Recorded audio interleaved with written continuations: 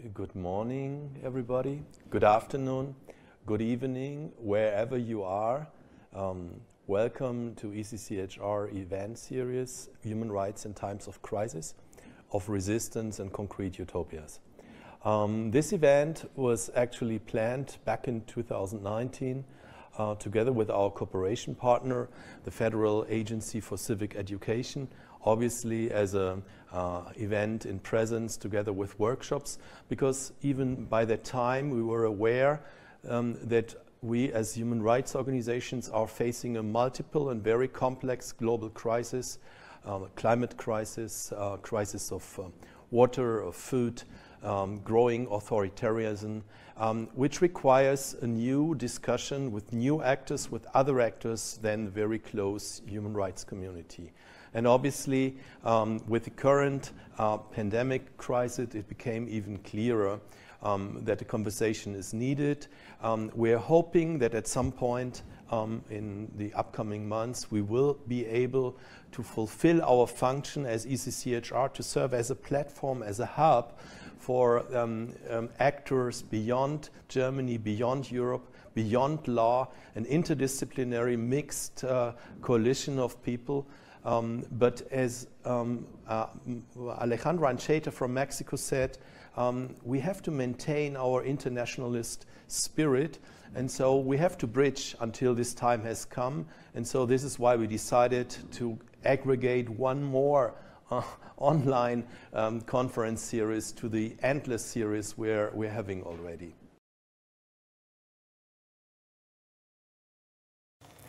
We want to talk about the role of human rights in the fight against climate change, and we want to discover the relationship between activism and human rights lawyering. I will introduce to you now our panels for today, guests on the panel, for today.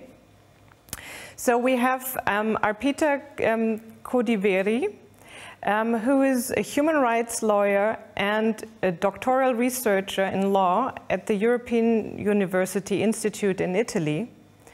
She researches land conflicts and legal mobilization by forest-dwelling communities in Indian mining areas.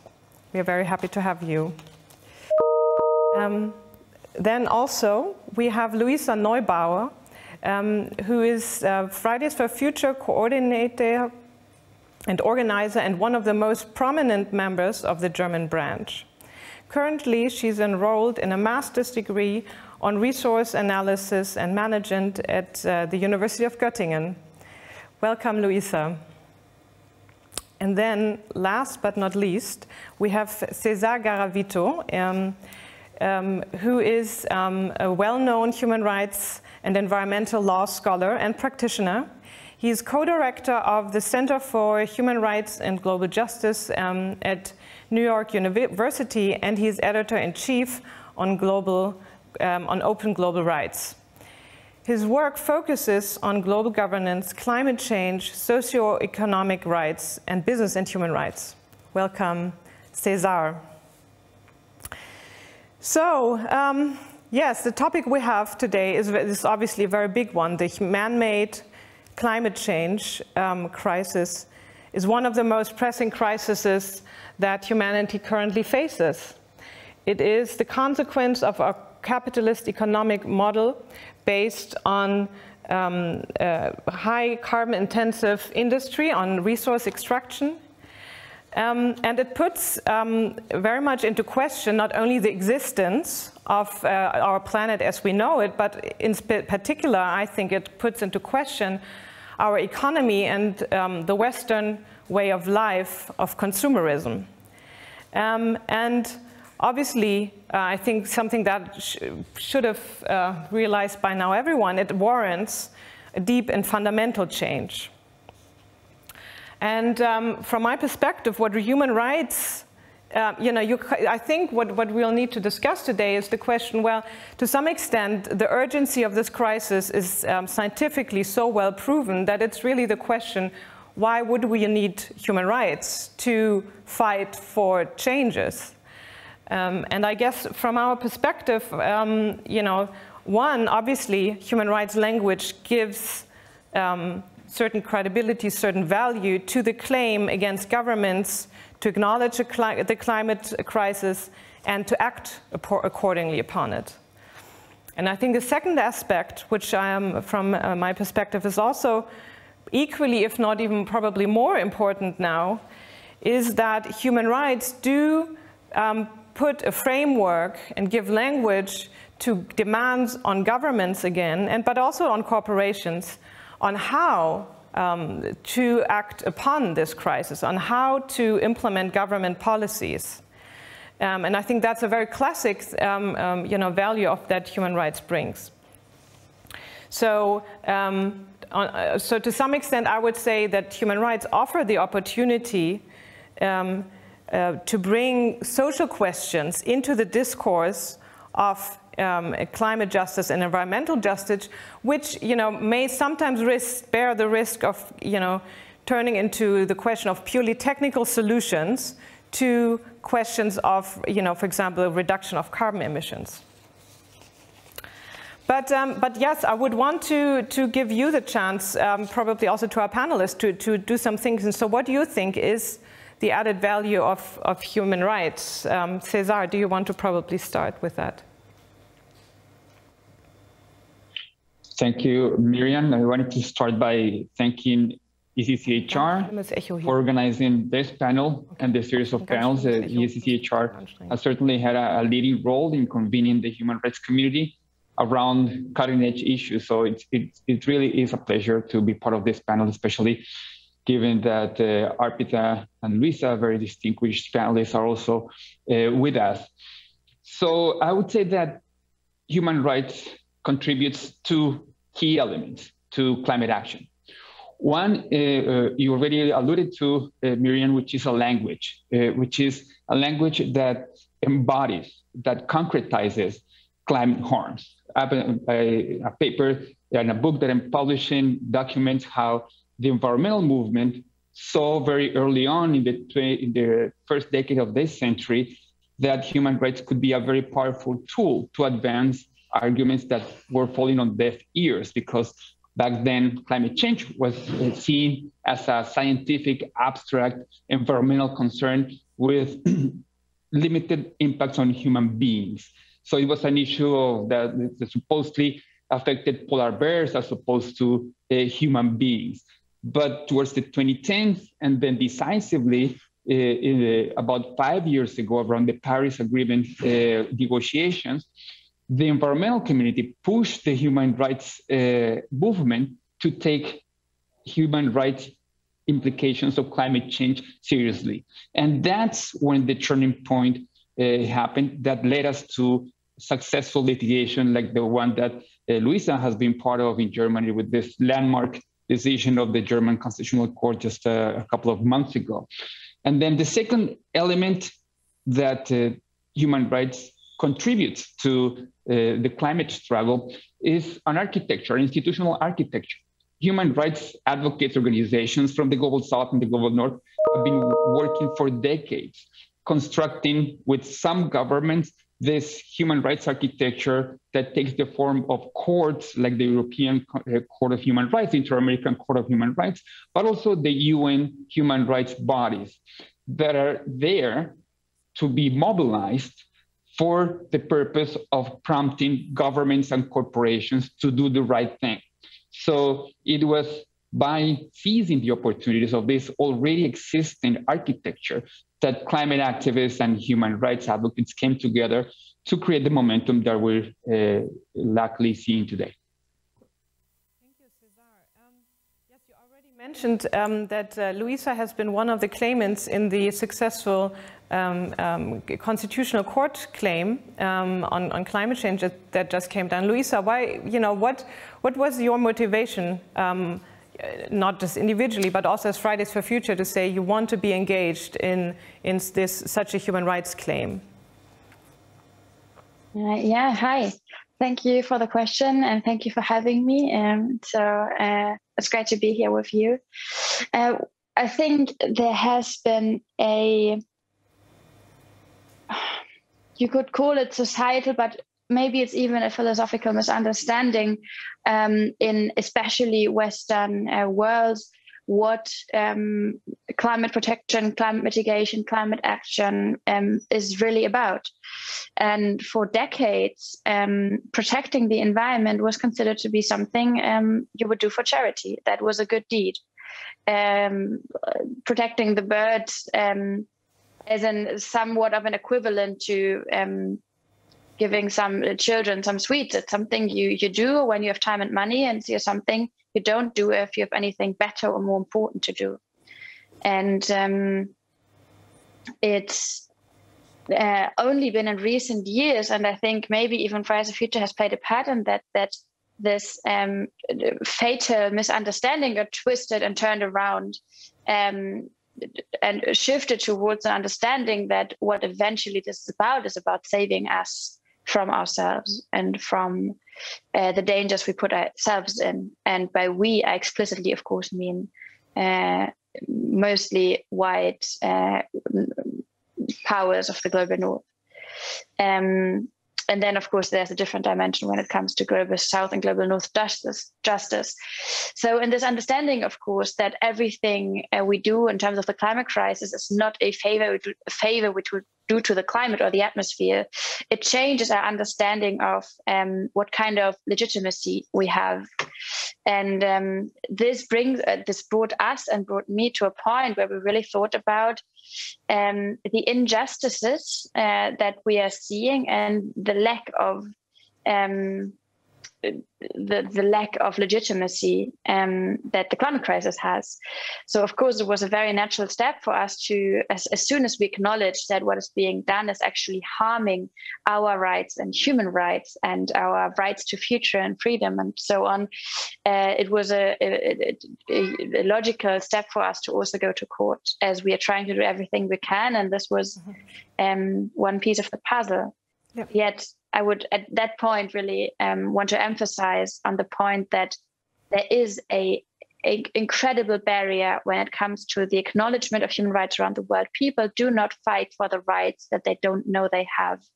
And for a long time, people suffering from environmental degradation, suffering from the climate crisis, suffering from the perspective even of an escalating climate crisis, they didn't know they had a right to a safe planet. Thank you. Arpita, yes, Louisa just also nicely described sort of how probably environmental degradation has been a topic for longer, and how indeed, to some extent, probably in Europe, it's, as you said, it is seen as a charity. I think I could, from what I would see, but I could see that this perspective is different if you're coming from the global south, where, from my experience, the connection between human rights and environmental fights are quite close. But maybe you can, explain us a bit from your perspective. What do you think about this? Thank you so much for that. At the outset, I just want to say a huge thank you for having me, and it's so great to be a part of this panel. So I think both Cesar and Louisa really laid the groundwork of the potential that human rights has in providing a vocabulary and a language. But now, what does that sort of, that language mean in the global south and in contexts like India? So I feel one of the big legal gains in the environmental legal movement in India has been a sort of rights-based approach, both to conservation and impacts of environmental degradation. Whether you look at indigenous communities or Adivasi communities who've been struggling for their rights over land, there's always been an intrinsic link between rights claiming that happens through the human rights sort of framework, as well as this neatly tying in with ecological questions. But that's not to say that it's been entirely a story of coexistence. There are also fissures that do happen because colonial forest policies, as well as the history of exclusionary conservation, has led to the violation of the human rights of a lot of communities who depend on these ecosystems. So that has been sort of a human rights pushback, but at the same time, with the growing arguments of the rights of nature and the discourse around non-human rights, it's sort of percolating these older fissures again, whether there is a human rights approach that can sort of reach some kind of reconciliation between these competing ideas or not. So much more to discuss later, but I just want to leave it at this sort of two-pronged sort of value addition that human rights has.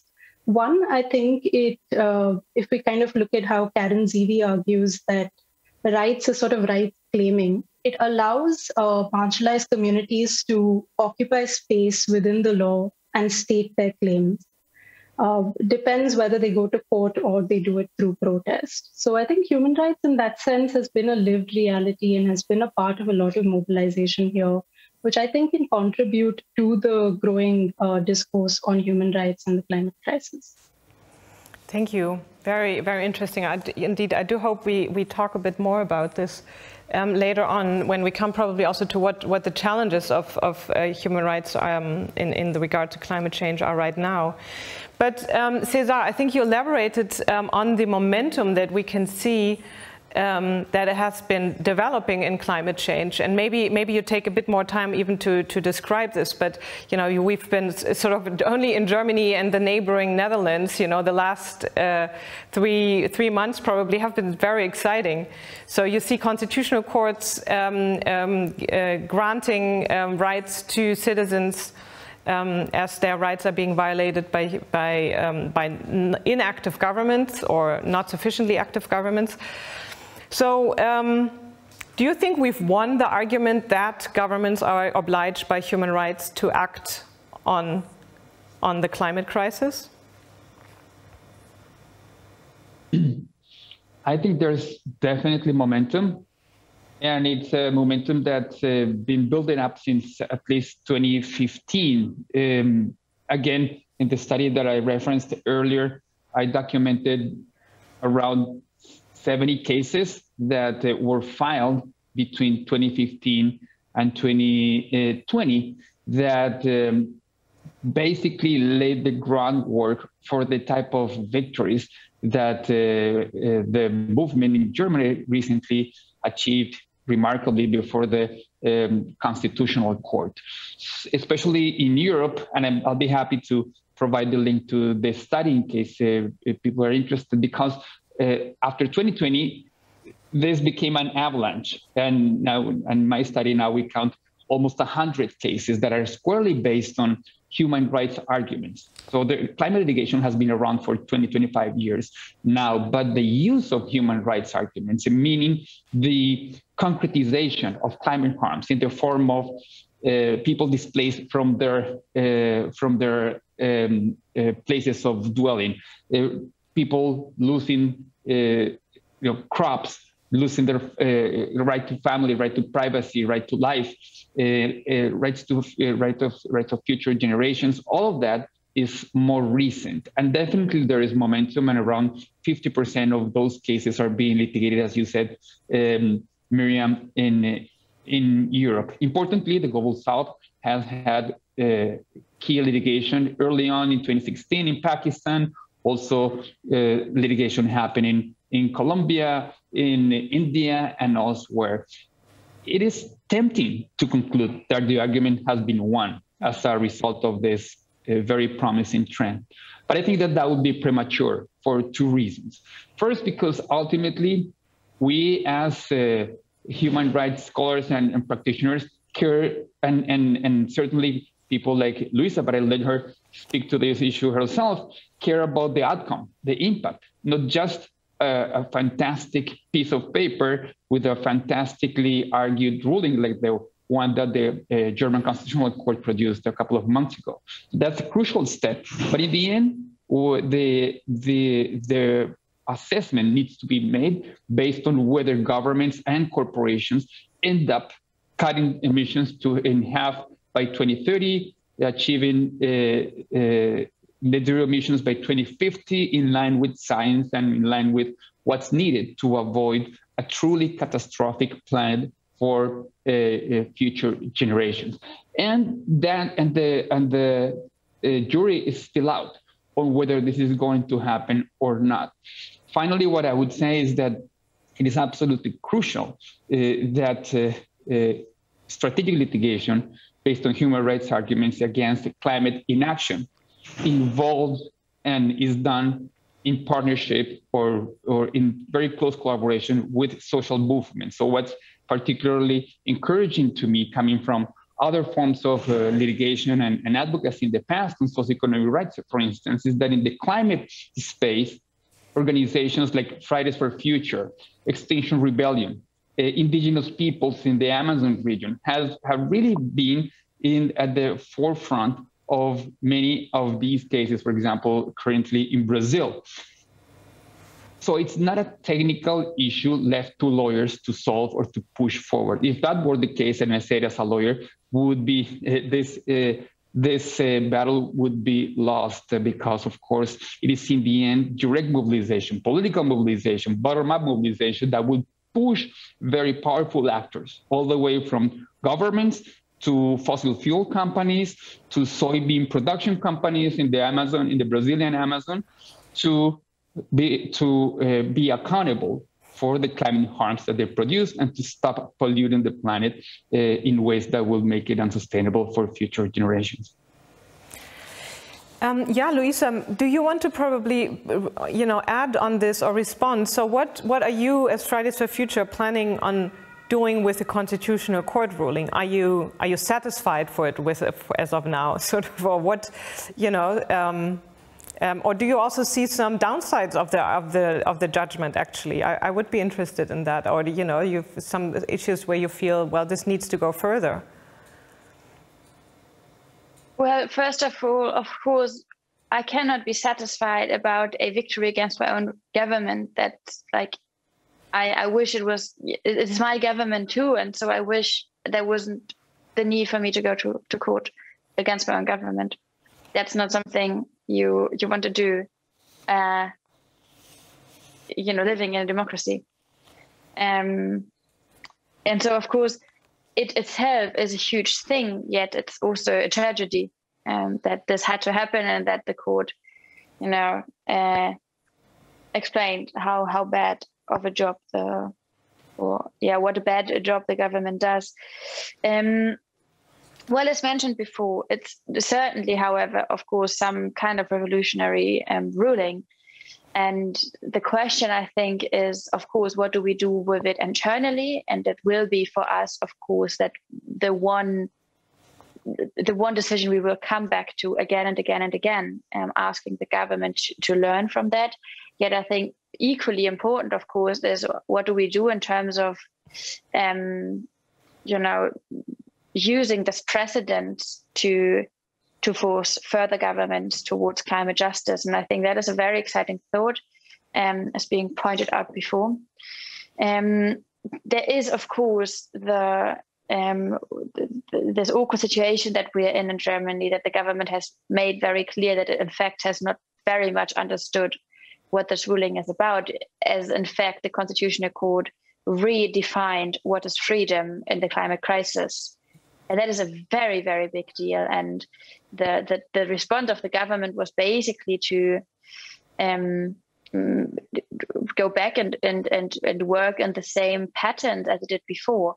So the court got the government to a point that it again, decided on a insufficient climate target and insufficient measures without any acknowledgement that today we need to think drastically different about what does it mean to provide safety and freedom for people in democracies in the 21st century.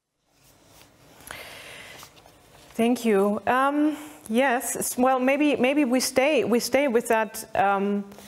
With that ruling or with the language of human rights, and I want to turn to the question. Indeed, the Constitutional Court said, that the potential rights violations of the rights of freedoms of future generations are in danger. And obviously that's important, and it's as you said, it's revolutionary that they're also taking into account the future right, or the rights of persons living in the future. But shouldn't we also be a bit concerned about a very European Western approach to human rights, which is individualistic, so which means it's individual rights that I can claim?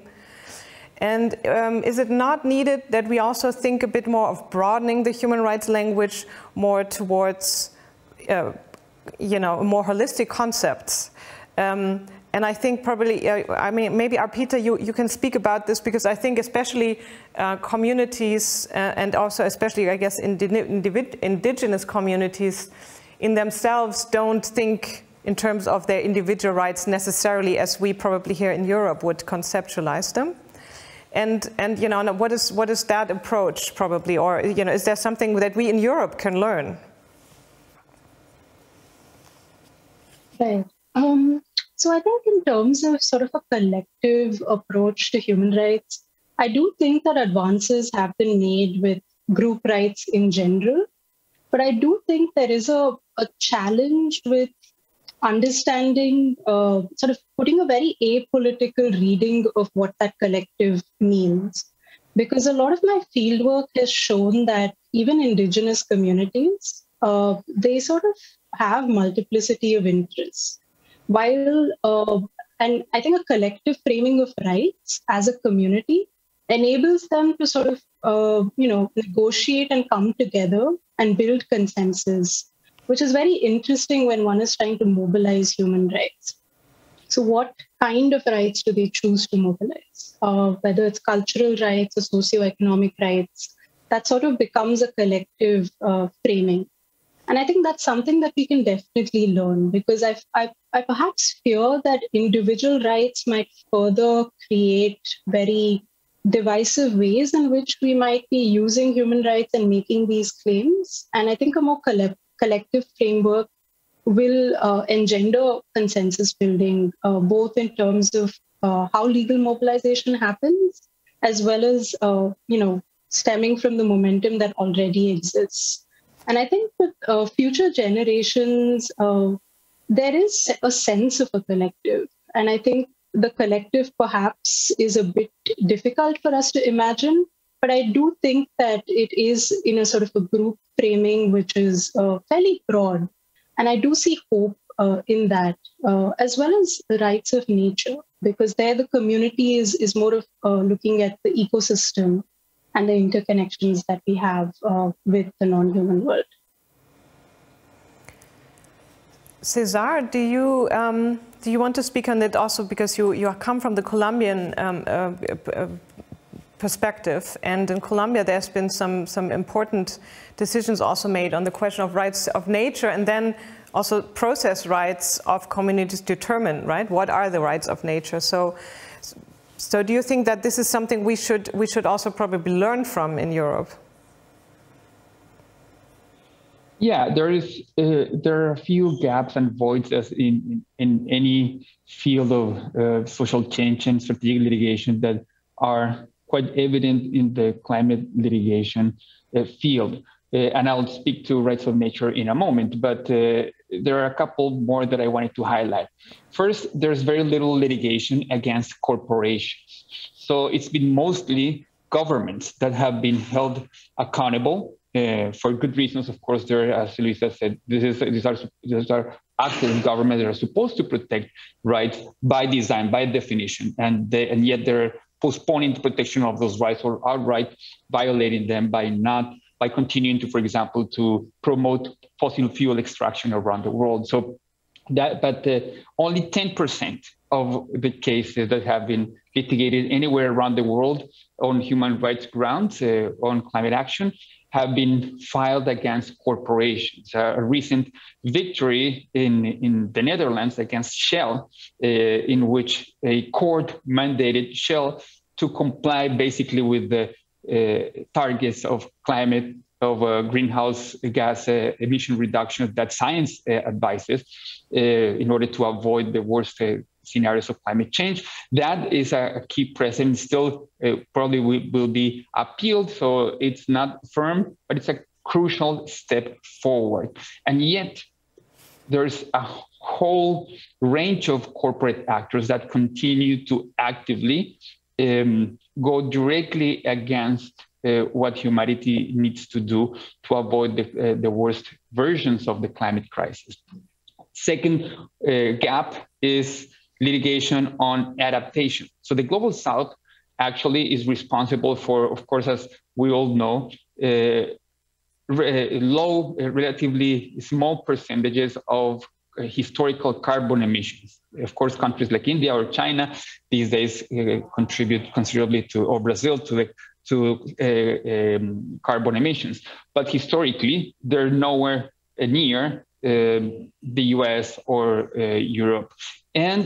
But they will be the worst hit by the impacts of climate change. Everywhere, countries from the Caribbean to the Pacific Islands to South Asia are already suffering the very direct and dire impacts of climate change. So in Arpita's country, in places like Chennai,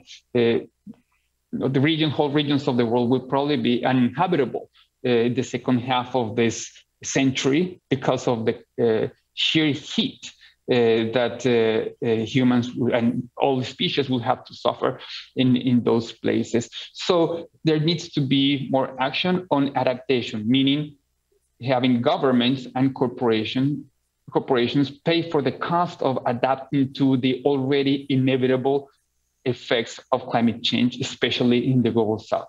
And finally, rights of nature as a new frontier. I think that this is certainly gaining momentum, and it's not only in Latin America or New Zealand or India, but these arguments are being brought to court very seriously around the world. And I think, as Arpita said, that this is a crucial step forward because it means moving from an anthropocentric logic of protection of rights to an ecocentric logic of rights, which in the end is in tune, in line with what we know from science, about how the planet and how ecosystems work.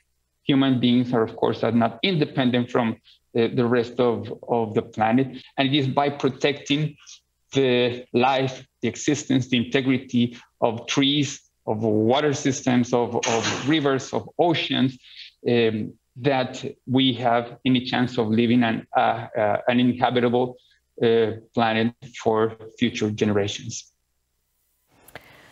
Yes, thank you. Thank you for this very useful overview, and also for showing where the gaps currently are in terms of where we focus our litigation.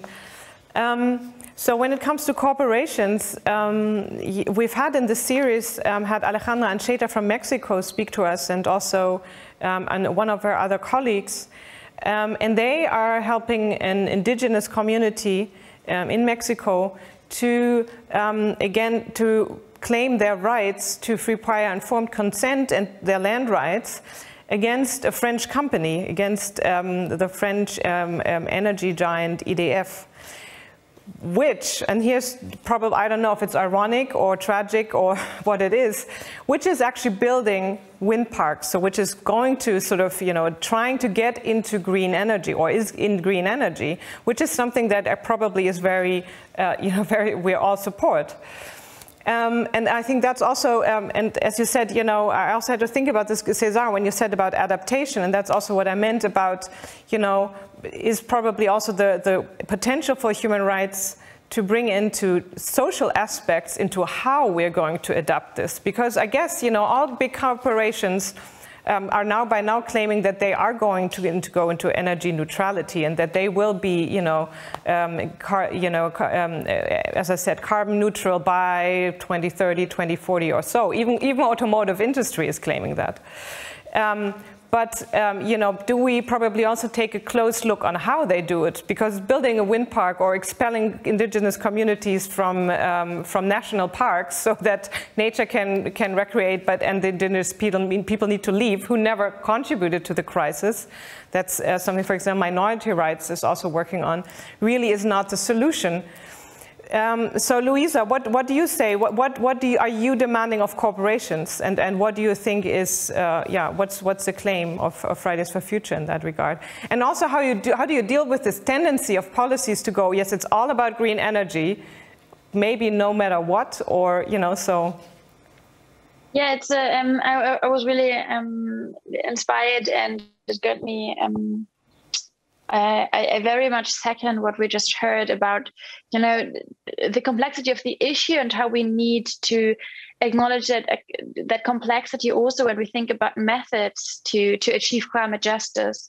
And there is this tendency of, especially like the court rulings you've been seeing in the past, that they do attempt to take this multidimensional complex issue and put it in some kind of linear logic, which is what the Constitutional Court, you know, didn't quite do. They did talk about the ethics behind freedom and climate justice, yet at the same time, it allowed the governments to opt out and reduce all of that meaningful ruling to some kind of CO2 reduction policy. And that is dangerous, as there is a need to talk about CO2 reduction, of course, yet it's just really one puzzle piece of the whole issue that we're looking at. And as soon as we get into the question of, okay, how do we actually conserve nature, and what does nature conservation even mean, knowing that the way we talk about nature conservation is something that that is very much shaped and formed by colonialists' ideals of what is nature and what is not nature, and who we are in nature. And that's the same accounts for when it comes to protecting and acknowledging indigenous rights and indigenous lands. That is not something you can, boil down to some kind of CO2 measurement and some CO2 calculation, but it really comes to our understanding of power and hierarchy. And so I think ideally the need to conserve or to at least stop mass extinction will force us into the point where we understand that climate action is not just about reducing CO2, but about challenging and questioning our very own way of living and being on and with this world. And this is an interesting question when it comes to cooperation. Coming back to your questions there, because we did see this landmark ruling against Shell. We did see action going on about Chevron. We had with Fridays for Future, we had big action against Siemens and so on. So we do see that there's a conflict growing, and I think that can be very productive conflict. But of course, and I think we need to also be clear about this, corporations that have grown to become those mega superpowers, partly arguably more powerful than some countries, they will get whatever they can get. And there is no climate justice ethics behind it. And they will not care about what is right or wrong, and they will care about what they are allowed or legitimized to do. And so it's great if there is investment in clean energy, but we need to, it usually reproduces the power and rubbery-like mechanisms that produce this crisis in the first place. So I think we would need to be very, very careful how we fight, what we fight for, and the pathways that we create in terms of actually shifting our ways of living from fossil to post-fossil. But that will be tricky, and I think the example you just gave proves it, how tangled that is, and that is not a linear pathway there. And we're not at the stage where everyone is trying, and some are trying harder and some are trying less hard. Eventually, we will have to really redefine under which kind of rules, under which kind of norms we want to live and coexist. And I very much hope that this redefining will be led by those who've been suppressed, who've been struggling, who should be leading this fight, and who have, who know so much more about what sustainability and sustainable living is actually, what it's actually about. In particular, I of course refer here to indigenous knowledge, indigenous nations, about global south. About the global south, we call it MAPA, so most affected people and area. Yeah, I think you've very well described the challenge that we have, that that we cannot simply hope for a voluntary turn, no, which is not just CO, like some either greenwashing or actual CO2 emissions, which does not equal to real change, no, and to substantial change. I think you described this very powerfully, and you also described probably the opportunity that there is in using human rights language to actually also put question to power, no? But Arpita, maybe you want to speak about also your on your research and your experience on how indigenous communities are fighting against the government. I don't know, probably if it's in mining areas, probably also against the mining companies themselves, who are a lot of times major emittents, or they are major emittents. And obviously that's a huge unequal struggle, no? So yeah, maybe you can also explain a bit more about how mobilization has been working around there and what the perspective is. And again, maybe I'm asking too much at one question, but also maybe you can also explain a bit more about this idea of rights of nature, because I have to say, the first time we discussed that in our office, some of my colleagues said, like, what is that kind of esoteric concept? This has nothing to do with rights. And then we went into discussion, which just, I love all my colleagues, they're wonderful, but which really shows that it's a very unusual thought for lawyers being trained in Europe, that you would consider, nature in relation to the human being as a right. But yes, so Arpita, maybe you can speak on that. Sure. That's quite a handful of questions. So just to sort of begin with my own fieldwork and what I've observed with legal mobilization. So one of the areas that I visited is where there's an expanding coal mine, and the Indian laws are structured as such that the state has complete control over the acquisition of land and continuing to dispossess the forest dwelling communities. So in such a tight context, their ability to hold corporations accountable has been much more sort of in the setting of these kind of micro legal interventions. So trying to go to the local bureaucracy to ask for better terms of compensation, as well as going to courts, to kind of challenge the expansion of the coal mine. And they're using a lot of intersections of human rights and environmental law, which is very fascinating. So in some sense, they sort of, their argument is that the expanding coal mine is both harmful to the environment as well as their human rights. And it's been a challenge. They've had very, very small wins, because in such a context, it's very difficult to define what success looks like. So I think my interviews, a lot of them narrate about how just being able to hold the state accountable for better terms of compensation and being able to realize that is itself a win. So I think it's quite particular to these contexts and the kind of choices and legal opportunities that are available to these communities to be able to hold corporations accountable.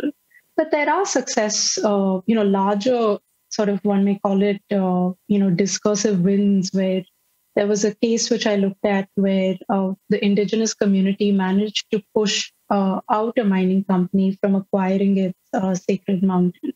And this was, based on free, prior, and informed consent.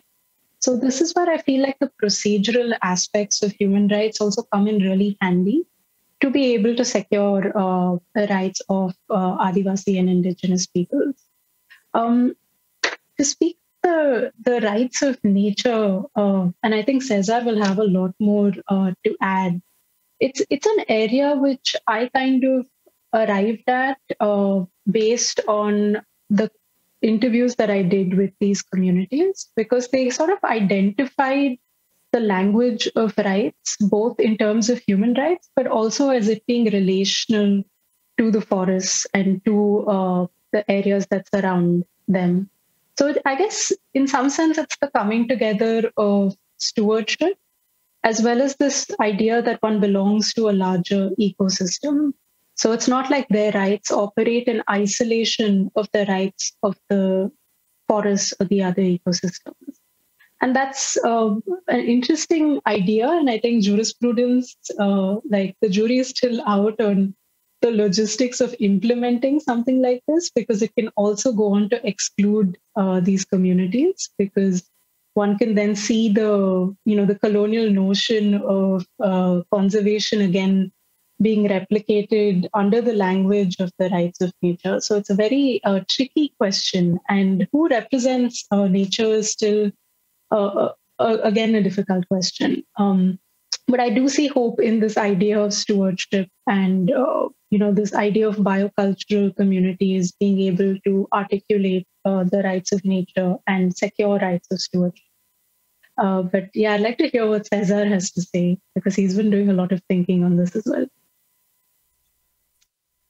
Yes, please, Cesar. I would be also very interested to hear your opinion and thoughts on this. Sure. Yes, this is a crucial question that speaks to the new challenges and also the limitations of human rights language and the architecture. Because so far, of course, we've been focusing rightly on the potential of the existing language and the institutional venues that the human rights world offer to the climate action and to climate activists. But of course, human rights is only one of the languages of social justice, and it has limitations of its own. And with regards to issues like the rights of future generations or rights of nature, it inherits the limitations of Western modernity. So it is a framework inherited from Western liberal enlightenment. And for all the contributions that worldview has made to realities or to developments like democratic societies and so on, of course, it also has its own limitations. I'll speak to the two specific issues that I just mentioned, the rights of future generations and the rights of nature. With regards to the rights of future generations, if you look at the text of the main declarations, conventions, treaties of human rights that have made crucial contributions to a more humane world for the last 75 years. So next year, we'll have the beginning of the celebration of the 75th anniversary of the UN Universal Declaration on Human Rights.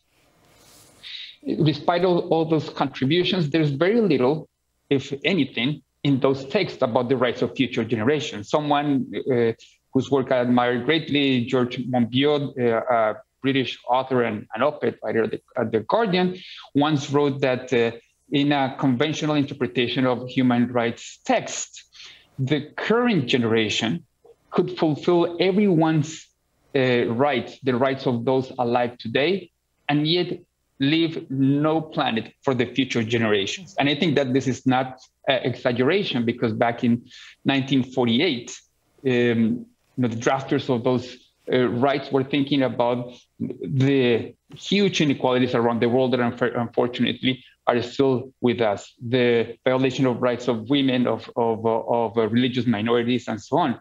But they weren't really thinking about the rights of future generations, the rights of those who have yet to be born. Indigenous peoples, on the other hand, have been thinking about the idea of the good ancestor, of leaving a good planet, an inhabitable planet, for as long as they've been around.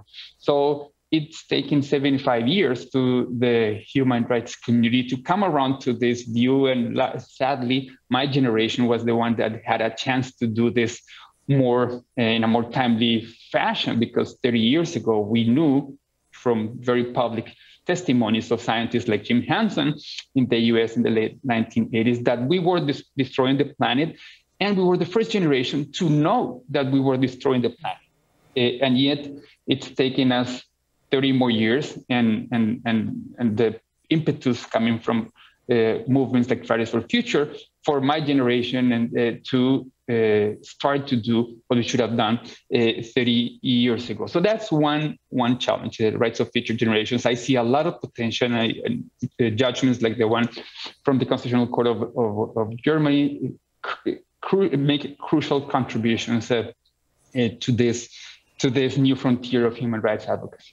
And then the second frontier that I see a lot of movements, certainly indigenous movements, again, they haven't done this only for the last 10 years or so, but for the last 10 centuries, mainstreaming the idea that human rights rely on interconnection. And I can't avoid in a panel organized out of Berlin to mention Alexander von Humboldt, who was the first Western scientist to see what indigenous wise people had seen for a long time, which is that we live in a web of life, as von Humboldt put it, meaning that everything is interconnected. And scientists over the last 15, 20 years have given us very, very concrete findings. They have very concrete clues about how this works. I'll end by mentioning one specific initiative that illustrates this. With colleagues from biology and botany, experts in fungi, in the fungi world, I'll mention two books that I think that anyone interested in the intersection of human rights and the rights of nature should be reading. One is titled Entangled Life by Merlin Sheldrake, which really presents the world from the point of view of fungi, of underground networks. And the other one is Finding the Mother Tree by Suzanne Simard, the scientist who first tracked down the way in which trees communicate with each other and have sentience through mycorrhizal networks, the Wood Wide Web, as Nature magazine calls. Those and many other findings show us that, in fact, in reality, even by Western scientific standards, human beings are interconnected, not just with each other, but with the rest of the planet, with quote unquote nature, as Western science used to call it, anything that's not human. So, from my point of view, what some courts, organization, activists are doing in advocating for the rights of nature is to update law to the level that even Western science, let alone indigenous wisdom, has shown that in reality, as Lisa said, the world is not linear, the world is not made of isolated atoms, but rights need to be put in the context of relationships with the non-human world. Thank you, Cesar. I think you've very powerfully described, as you said, how we as lawyers need to update law. We as human rights lawyers also need to be more thinking in interdisciplinary ways and taking into account, as you said, both science coming from other areas like biology and not from law, but also take into consideration indigenous wisdom, so that we can actually grasp the complexities of that the climate crisis really shows to us, and so that we can also try to develop a human rights law that has a more comprehensive answer to the complexities that you've wonderfully, and also Arpita, that you really described right now. We're coming to the close of this session, and I have a question, first of all, to you, Luisa, but I think also Arpita and Cesar should really feel free to comment. And that is, in the first session of this series, Wolfgang Kalek and Alejandra Ancheta and Joshua Castellino, they discussed on how on human rights law and human rights lawyers, or even the human rights movement, needs to stay relevant for social movements. And so Luisa, what would that mean for you? That how would the human rights movement or human rights lawyers be relevant for Fridays for Future? What is your ideal view of the relationship? Do you mean Fridays for Future should stay No. The challenge is that we feel the human rights movement needs to be relevant to movements. Yes. So what is, and I'm sure you know, not being a human rights lawyer, have some thoughts on this. And this is what I'm very interested. And then I'm also, of course, interested in the thoughts of the lawyers here in this round. But of course, first of all, you. And please feel free, also be critical. We want to hear this. Well, yes, actually, my sister happens to be a human rights lawyer. So I had, and she's quite a bit older than I am. So we had these discussions as long as I can think. Given that what you know, deriving from what I mentioned earlier, people won't fight for the rights they don't know they have. And it is the same situation for social rights as it is for environmental rights. And in environmental rights, it's maybe even a bit trickier because you need to draw lines and connect the dots.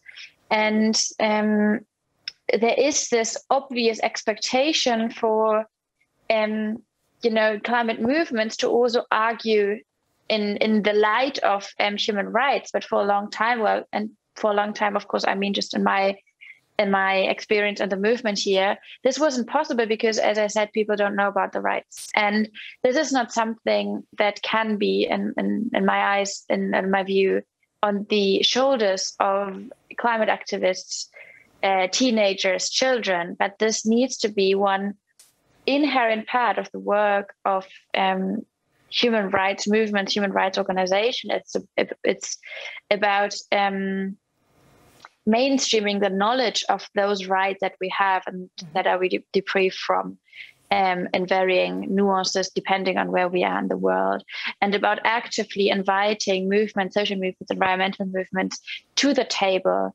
empowering activists by very much not just spreading awareness, but also about taking up this fight for climate justice from this human rights standpoint, not isolated from each other, but collectively. And I think I'm a huge fan of burden sharing, meaning that I do really feel that for the human rights climate justice connection, we are dependent on the awareness from the human rights side and from the proactive involvement, and to build those bridges. It won't be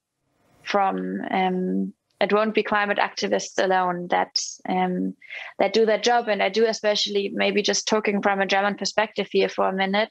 There's so much to do, and it's Fridays for Future Germany actually once declined to accept a human rights award by an organization that we felt had done so little for any kind of climate justice work that it felt wrong to take this prize. I feel standing by the sideline and applauding activists sometimes when they do something for human rights, it's not what we need. And by doing that, in a sense, organizations, as good as their work, sometimes is become part of the problem. But what we need is really a global, struggle for human, social, and environmental rights to rise up. And for that, we cannot. We need everyone. We need everyone to proactively stand up and get started. For everyone to acknowledge that knowledge is power, and knowing about human rights and human rights violations, if that's in the environmental or in the social context, comes along with some responsibility. And I feel we have a long, long way to go there, especially, and I think that is also obviously I'm talking from a white northern perspective, especially around here. What I do also see, of course, but there are people who know much more about that this is different in other circumstances where climate justice is not a woke narrative, but the guarantee to exist in the future and in the present. Cesar, do you want to also comment on this? Sure. I think there are two key types of tasks or contributions that the human rights movement can make to climate, to the very urgent existential crisis of climate change. One has to do with more classical but equally important human rights advocacy. So not everything has to be about completely new litigation or path-breaking jurisprudence, but some more well-established mainstream human rights work is crucial for the climate movement. What I mean, for instance, is the protection of climate activists, environmental activists in countries like India, or throughout Latin America, or in the Philippines and elsewhere. One of the main threats to climate action is the persecution of those activists who are holding governments and corporations accountable, for example, who are opposing very visibly, very courageously, open pit coal mines in those and other countries.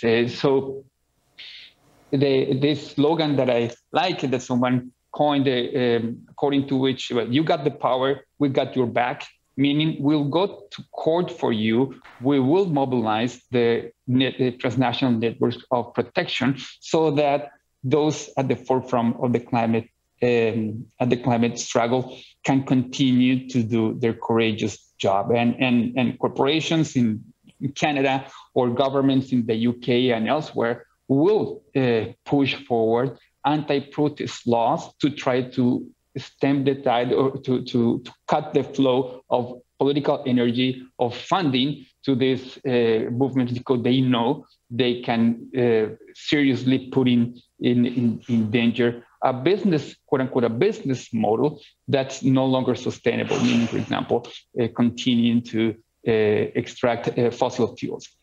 And then on the more kind of forward-looking front, there are a number of new challenges that human rights activists and organizations need to address. One that we haven't spoken about because we haven't had a chance is actually one of the blind spots limitations of the German Constitutional Court's ruling, which has some, certainly people in this panel know, but it hasn't gotten so much attention in the news.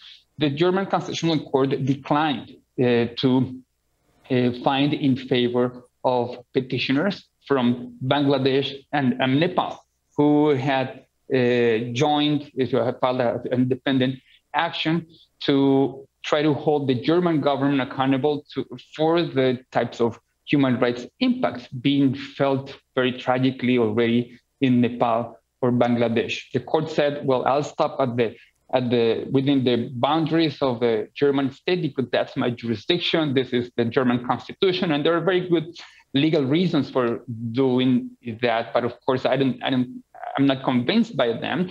But it's probably kind of the mainstream of a constitutional law that stops at the boundaries of nation states. Now, climate harms and climate action or climate impacts do not stop at national borders, right? The carbon concentration is planetary.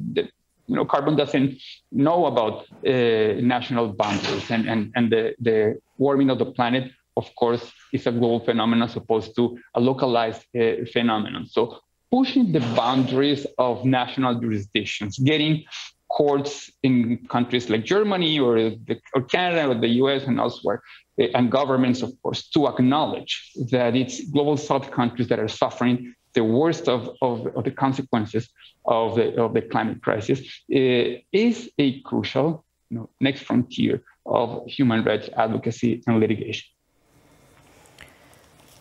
Arpita, do you have also some thoughts?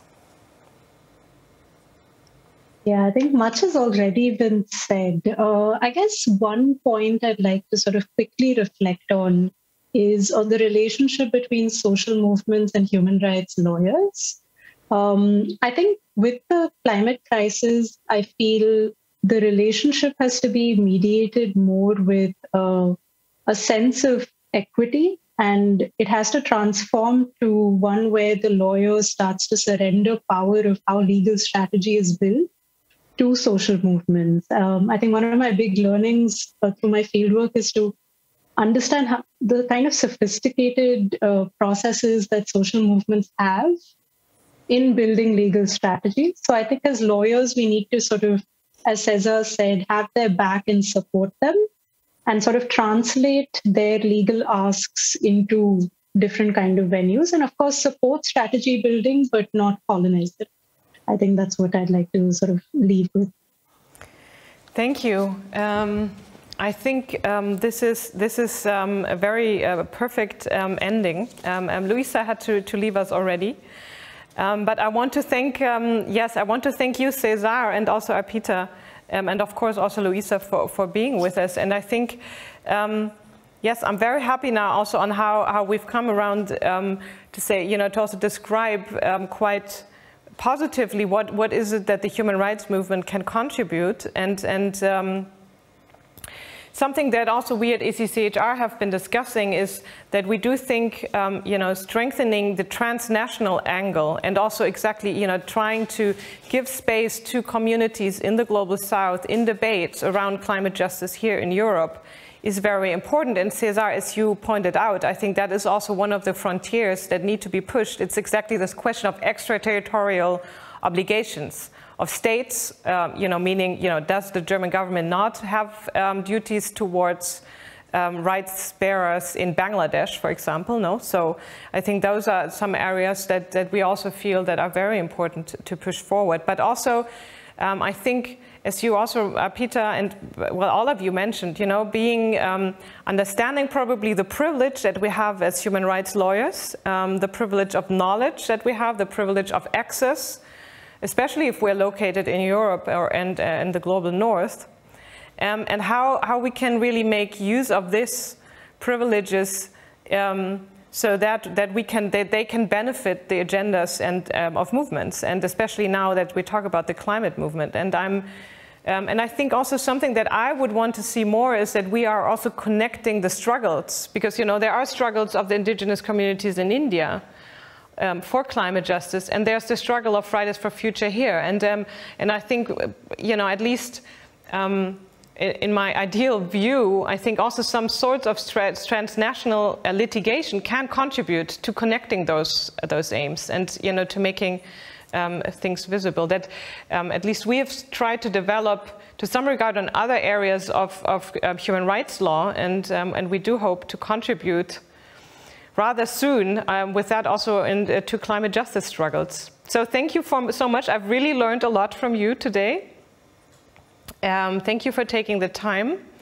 And I do hope, and I guess I know we will continue the good discussion. So thank you. Thank you so much. Miriam. Thanks, everyone. Goodbye. Bye. Bye.